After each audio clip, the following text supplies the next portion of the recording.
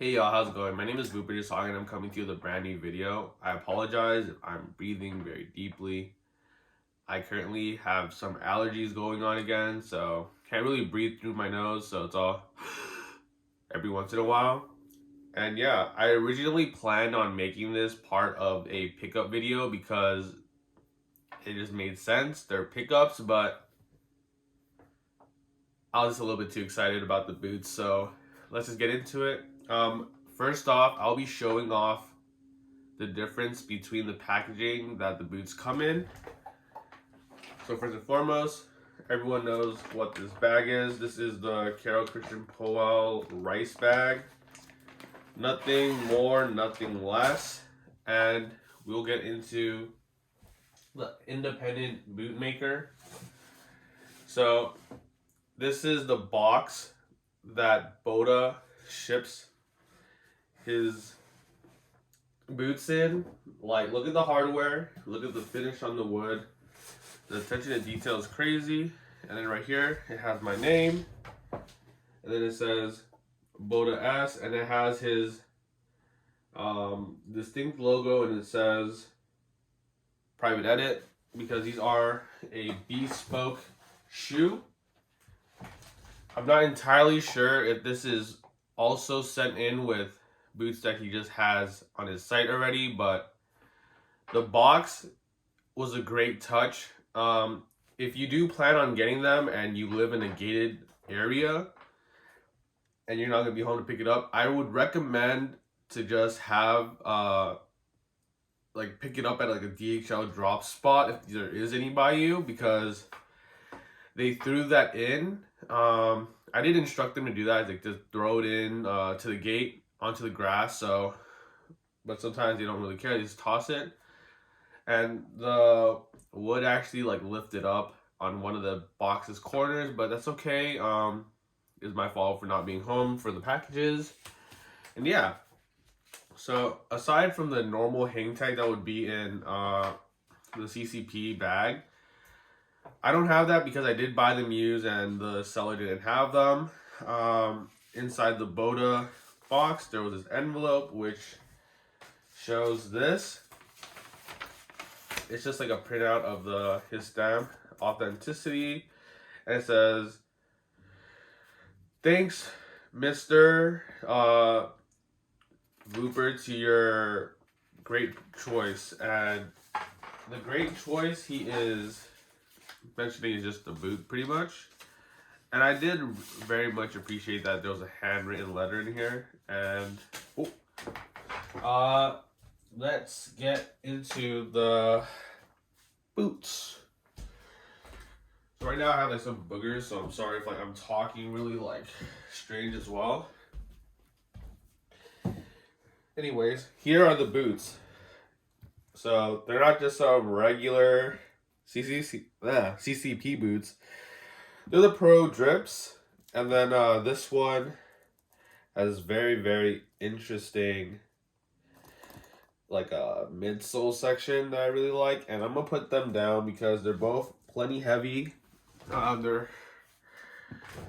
Yeah, so I will say some things that I do like about the boots, obviously, as opposed to that one, is I like how at the top you can lock the zipper in with this little clasp. I do enjoy the color of this boot. That's why, even though this one, the Boda boot, is similar in color, I still decided to pick this up. About this boot in particular, I love how white in general tends to pick up the color of the pants that you wear, so you can really see some natural like wear and tear over time. It's not like they're beat up or anything, but you can just naturally see that. I'm not sure if you can see the lines on the leather. The light might not be hitting it correctly, but I love how there is so much texture on this specific pair. This one also has a little bit, but it's nothing too major where you'd be like, wow, okay, that is actually like a CCP boot, you know what I mean? A lot of CCP boots are just like, you get them mainly for how like like the leather looks, like the graininess of it, like the scarring on it. And yeah, I can tell these are pretty old because as you can see here, the drip is cracked. Um, Aside from other things, the titanium looks like it's been worn down a little bit. Maybe it's just because of like people kicking up against stuff, and over time it just flattened out a little bit. Um, what does suck, I think, is that the zipper down here does not have the drip.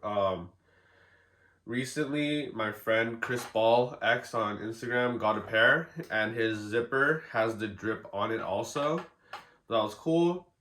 These do not have insoles when they got shipped to me, but they fit perfectly fine and snug, so that's okay. But another con of the CCP boot is they'll never fit my calves for some reason. They're made for very slim individuals, and my calves do not fit that particular criteria. Even before I started gymming, my calves were already like pretty big from I used to bike a lot, so they're naturally big. And yeah, I love the boot. The only issue with them is that I can't zip them up all the way past here. So this part is just free balling in my pants half the time. And yeah, I just hope the drip doesn't crack anymore on this pair. I do see that it's just from natural wear and tear, but yeah, I love the drip in particular and the white in particular. I got them for a pretty good deal. I traded chrome heart ring and just some other stuff. And then I got these, and I'm more than ecstatic about them. I will probably keep them for a little bit. If the fact that I can't zip them up gets any more annoying to me than it already is right now, that means I have to sell them, which is really unfortunate because I really, really do like them. And those are probably like most boot grails in general. And then we'll just get into comparison with the Boda boots. So while CCP is already known for great leather, this one is just overall hefty. Like it just feels like it's very solid construction. What really made me gravitate towards this boot is obviously this mid section right here. The stacks here remind me of the glitter Lego boots. Minus all the like horrible functionality of that boot, of course, because these are just little stacks in here. I don't know what they're for, but they look nice, so that's pretty cool.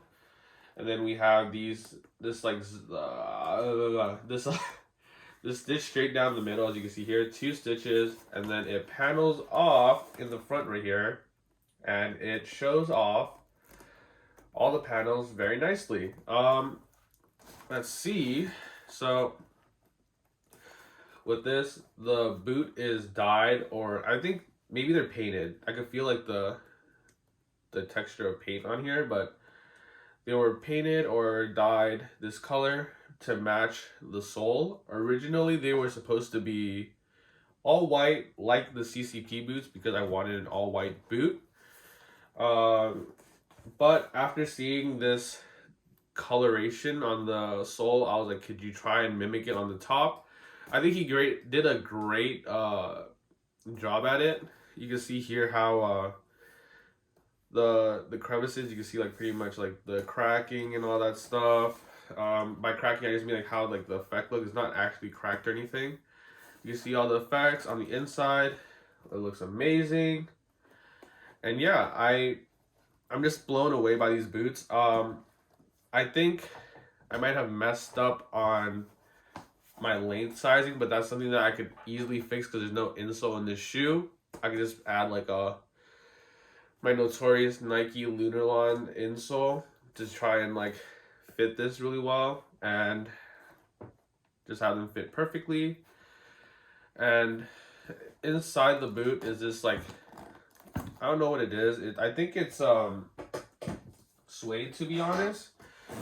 But with the double lining, you can see the suede. It feels really nice. You can see all the like the texture, the feltiness of it. And then let's see here. On the bottom, his signature, size 6. So I think there might have been some miscommunication. I did say I needed a 25.5. I think that's a size 5 for most shoes. So maybe I'll ask him about that. Just because I'm probably planning on getting another pair in the future. I have a very cursed boot idea that I want to make into fruition, and he can make the custom shapes and everything. Right here is wood. I think it does feel pretty sturdy. It could also be really thick leather, but I think it's wood. I don't know all the details on it. In here you can see his design. You can see the nail design that's also here on the zipper that's engraved. And I think the attention to detail on this boot's amazing. I also just love the fact that throughout the whole process, he was showing me progress pictures of the boot. He showed me the natural color. It was like this very deep brown. I planned on just keeping the deep brown because it looks so good with this. But then it didn't really match the sole's color all too well. It was a little bit too dark. So I asked, could we try to find a color that's really close to this?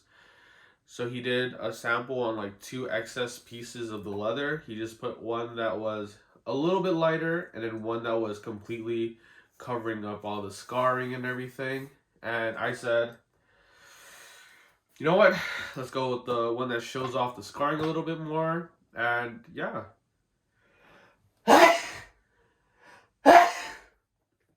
Sorry about that. The allergies are just kicking up. And yeah, he gave me this. It just looks so beautiful in my opinion. The zipper is just so rugged. It just feels like it's so sturdy and I won't have to worry about it ripping or anything.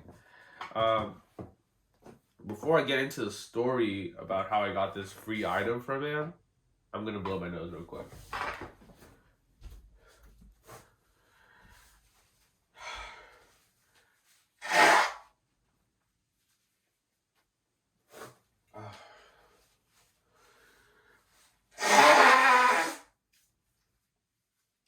Damn it, bruh.